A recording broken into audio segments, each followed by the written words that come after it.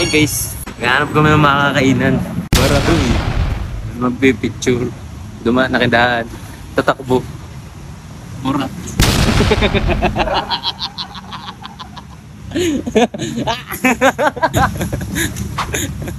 Ganda gawan si Artin eh. Nagawa din na napunta. Muna. Nahuli na, wala na. So ngayon, hindi kami inform.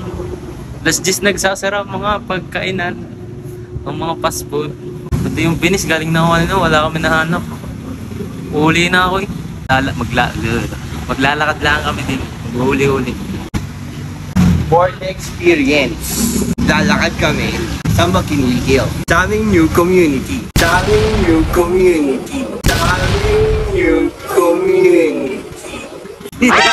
Kasi lokal kami. This is our new barangay. Ate, sarap sa brain.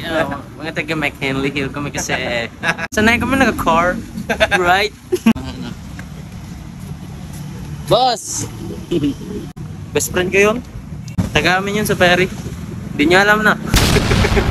Venice. Grand Canal. Ito lang yung kanal na maganda sa Pilipinas. Wala. Baroy. Sarado na agad. Nakadating kasi ako alas 10. Tingin ko mo nag-inventory ng tao. Barugis. Ano ba?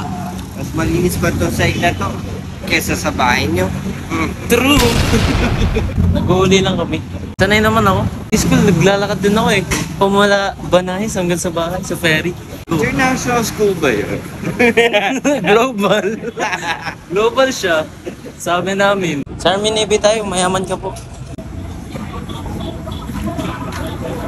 Man, naka-order na kami man. Busog. At sauce. Paldo. Paldo na naman.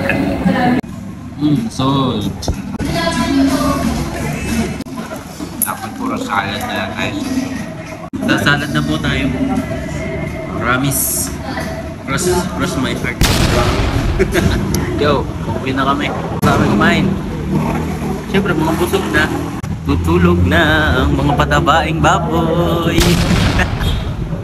Ito, Pio. Ano ginagawa ng mga baboy pag busog na? Yan na. Tanda ha. Dito sa Upper McKinley, dito sa BGC, malamig lang kapag gabi. Mga nakikita nyo nakakot sa umaga, ay putik. Pawisan, promise. Ligo sa sariling pawis pag umaga at tirik ang araw. Ito na kami nakatira. Mga lokal na kami ng Taguig. BGC boys! Baroy! Yan.